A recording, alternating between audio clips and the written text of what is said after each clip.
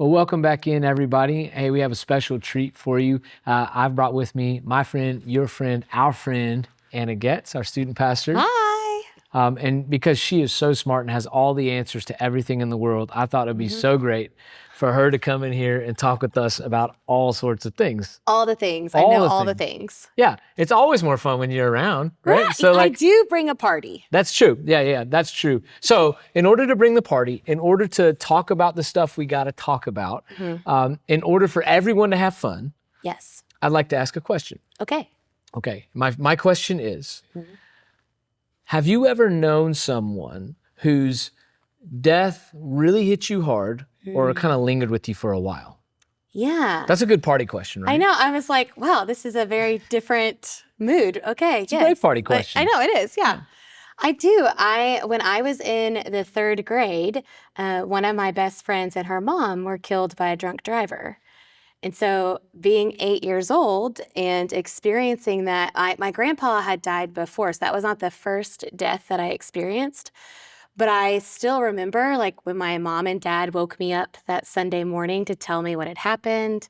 I still remember, like, for months just expecting her to, like, walk in the door at school, and she never came back to class. Like, I was like, where's Courtney? And she wasn't going to come back. And I think about it was like 4 days into our school year. So it's like the beginning of August. And every time I think about that, I remember the feelings of that and remember what that was like. And it was a lot for a third grader to understand what happened and why. Oh, yeah, that's an insane amount of stuff to carry with you at any age, but definitely at that age. And yeah, there are some deaths that just linger with us a little bit longer. You know, sometimes I think about my grandfather when he died that's been 20 years ago. Yeah. But for the longest time, I kept expecting him to walk through the door or to get a call from him telling me what to do with my car or something like that.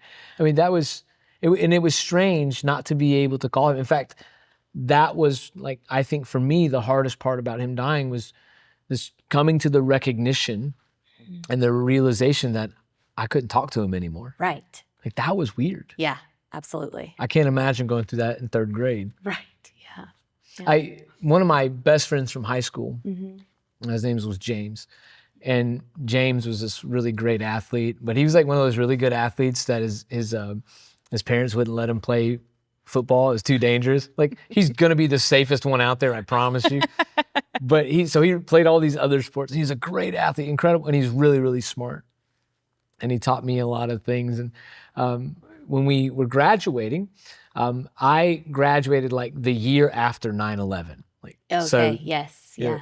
And so I was a junior when 9/11 happened, and then, as you might expect, everybody, if you might remember this time too, everybody was joining the Army at the time, or some branch of the service, right? Especially in our age group, and they were all joining in and say, we got to go fight for our country and all of this, and there was this real sense of patriotism. You remember, flags were everywhere. Everywhere, Yeah. yes. And James is one of those guys.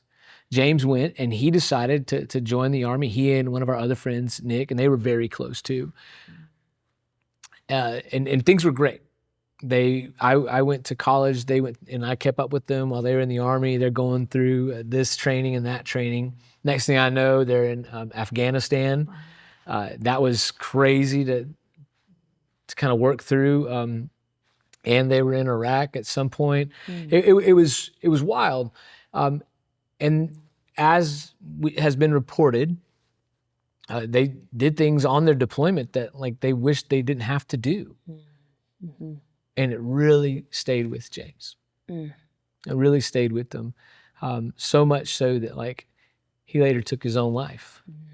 And I remember talking to him maybe a few months before he did, and him telling me everything he was going through, how he couldn't sleep and how this was happening, and not being equipped to fully understand what was going on with the PTSD he was suffering from, and trying to figure out, how can I help him? Right. And next thing you know, he's just not with us anymore. And that was a very difficult time. And every Memorial Day, I think about him. And so here we are on Memorial Day. I think about him, and I usually at some point on Memorial Day and throughout the year, but definitely on Memorial Day, I walk off and get by myself and I just think about him for a second, because I think about a guy who I think at the time he was 22 or 23 years old, who's just not here anymore, who had so much to offer to the world. And that's hard. Mm-hmm. That's hard. And I know on Memorial Day, for so many people, it's still a very difficult day for that reason. And maybe it has nothing to do with the armed services, although Memorial Day is centered around our fallen soldiers and things. But I think for Christians, it can still be hard, Absolutely. But death is hard for everybody, isn't it? Right. Death is difficult for anyone. It was even difficult for the followers of Jesus. When they figured out that Jesus was dying and that Jesus had died, and when they figured out after that they were going to die and things like that were happening, and they were wondering, where's Jesus? Why aren't we living forever? And why aren't we going up in a golden chariot and stuff like that? Yeah. That was difficult. Absolutely. That was a difficult time. I think about it sometimes at funerals, because at funerals we're able to get still and able to talk about death. It's not really comfortable all the time to talk about death, but it's worth our time as followers of Jesus to talk about death and to engage with this idea, not just because death is a part of life, but because we have victory over death and we don't have to fear death. So if we could, I'd like to take a minute together and then look at John chapter 14. These are some verses that I read at pretty much every funeral that I preside over or am part of. John chapter 14, verse 1, Jesus has kind of told his followers he's going away and that people are going to deny him and betray him and all of those things. And he sees that they're hurting a little bit, and he's comforting them. Verse 1, do not let your hearts be troubled. You believe in God, believe also in me. I've found for myself, like when I've struggled in belief, like to believe about Jesus, I start with my belief in God. Like, can I believe in God? And if I can believe in God, and if I do believe that there's this good, big, wonderful God out there that's stronger and smarter than anything I can imagine, then surely this creative God is big enough to do something like be enfleshed and dwell among us. Yeah. And so I can go there. But Jesus is saying even more than that. Jesus is saying, if you believe in God, believe in me, because that's me. He goes on, my Father's house has many rooms. If that were not so, would I have told you that I'm going there to prepare a place for you? Like, would I be lying to you? Right, yeah. Would I be lying? What do you mean? And if I go and prepare a place for you, I will come back and take you to be with me, that you also may be where I am. That's pretty good, right? So we're told by Jesus himself, he's telling the disciples, I've got a place for you, and because I've got a place for you, I'm coming back to get you. Now, what does that do for you? I mean, for me, I hear that and I go, I don't have to fear. Right. What does that do for you? How does that hit you? Yeah, I think there's a comfort in that. And I worry about things a lot of times. And there's a comfort in saying, like, I don't have to worry about what's going to happen because Jesus has already got it. He's already prepared a place. I don't have to worry about what's next or what will happen when this happens. Like, he's got it, and he's already ready, and I don't have to worry about those things coming ahead. There's some comfort in that. Right.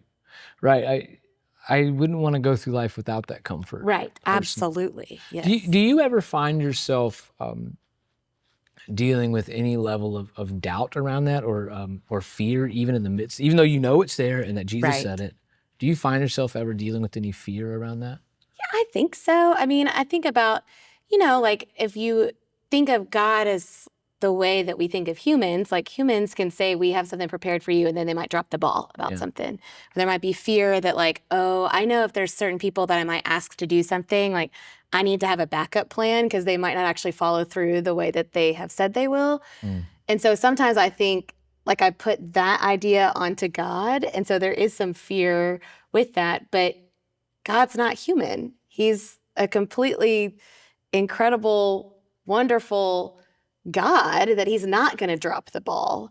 And so when I can remind myself, like, God's not the way that people are, he's God and he does what he says. And I can see that through scripture. I can see that through my life. Then I can trust more in that.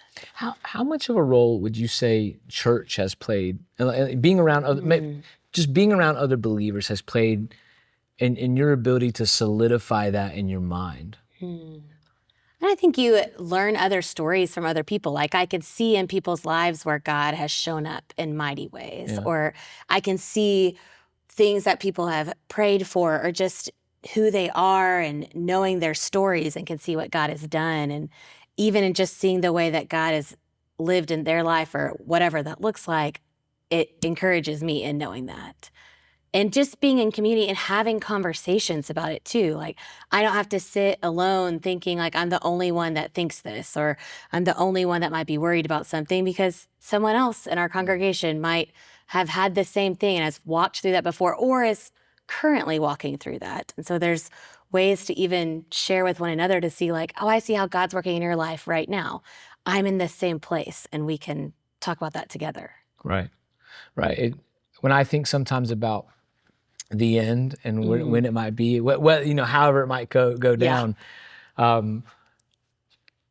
think about some of the saints I've known who were on their deathbeds. Ooh, yeah. And Rita Cheney is one who comes to mind, but there are others. But I remember her specifically saying, I'm not afraid. I know who I've believed in. Yes. I know who he is. I know what he's done for me. I'm not afraid at all. And I mean, she was consoling me. Right. I'm there doing the pastor. What? Yeah. I'm being the pastor, and she's consoling me. And I think about those men and women of God who have set the example and have shown me what it is to be steadfast. Oh man, like that helps me so much. Right. And I think that's why, one of the things Jesus says next is, he says, you know the way to the place where I'm going. And the reason we're able to know the way is because Jesus is the way, right? He says, I am the way, the truth, and the life. No one comes to the Father except through me. Well, guess where the Father's at? The Father's house. Right. And you know what? There's a room for you there. You know why? Because Jesus told us. Yeah. That's good news. And when Jesus says, I am the way, the truth, and the life, you know the way, like you know me. You know me. And the reason we're able to know Jesus is because God sent Jesus, and people just like you, and people just like Rita Cheney, and people just like all these others who've been around us, helping to form us in our Christian faith for years. They've been growing us and preparing us for the day that we take our last breath in this life and our first breath there. I think I'd be a lot more nervous about the end if I hadn't been around a bunch of good Jesus-following people. Absolutely. But we're not the only ones that ever feel this way. Right. Like there were people who were trying to figure this out early on amongst the first Christians. Even though they knew these words, they knew this sort of thing had happened. There were some Christians in Thessalonica that were kind of confused. They're saying, hey, why are we still here and why are people dying? Which, if you put yourself in their shoes, right, you're told you're going to get eternal life, like everlasting life. And then Uncle Bob died. Right. And so did Aunt Sheila over here. I hope you don't have an Aunt Sheila, but well, good. But people are dying. These people that you love and admire and respect and who probably led you to the Lord, had a great hand in you becoming a Christian, they're dying. And so they're trying to figure out, what does this mean? How does this work out? And so Paul writes them a letter, these Christians in Thessalonica in the first century. And as part of that letter, he writes them in 1 Thessalonians chapter 4. If you want to look at it, it's verse 13. He says, brothers and sisters, we do not want you to be uninformed about those who sleep in death, so that you do not grieve like the rest of mankind who have no hope. Well, it tells me I have hope. Right. I don't have to grieve in that way. It doesn't say don't grieve at all. Right. Right? Grief is good. It's something God has given us almost as a defense mechanism in this era in which we live. One day there will be no more tears, no more sorrow. But right now, grief helps us to process everything we're walking through. Have you ever been given the message, maybe not outright, but have you ever been sent the message that your grief wasn't okay? I think sometimes it's like, why are you still sad about that, about something? Like if someone, I think even I mean, I was 8 when Courtney died. That's almost 30 years ago. And I could still be sad about it. And I think sometimes we'd be like, why can't you just get over that? And it's because it's still real. It's still grief. And I think with anyone who dies, you have a relationship with someone, it's still going to affect you even years down the road. And that's okay. I think sometimes we're uncomfortable with it. So we're like, well, why are you still sad? But that's not, I mean, you can be sad and it's okay. Yeah, absolutely. And there's room for grief. Right. There's so much room for grief in the life of a Jesus follower. But the good news is we have hope. Right. We have hope. And so we can move through that grief a little differently. It doesn't say we move through life without it. It says we move a little bit differently. Right. We grieve with hope, not without it. And that people are sleeping in death. Verse 14, for we believe, and so here's why, for we believe that Jesus died and rose again. That right there is the foundation of our faith. That's where everything starts and ends, in my opinion, because without the resurrection, Jesus wasn't who he said he was. Right? At some point, you got to ask what, C.S. Lewis, he's either a liar, he's either a lunatic, or he is the Lord. Without the resurrection, he can't be the Lord. He's a liar or a lunatic. But because he was resurrected, we know he died, we know he rose again. So we believe that God will bring with Jesus those who have fallen asleep in him. So that the last time we see them on earth isn't the last time we see them. What great news. What great news for the follower of Jesus.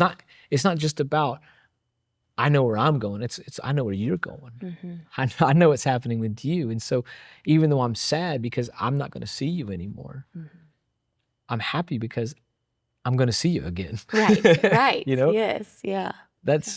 Is this weird paradox, I think, sometimes. Well, as we go through Memorial Day, I think it's important for us to remember that we have this great hope. And we don't have to focus on death, but we also don't have to be afraid of it. Right. And we can be happy in the midst of even the most uncertain of circumstances. We can have hope because Jesus died and rose again.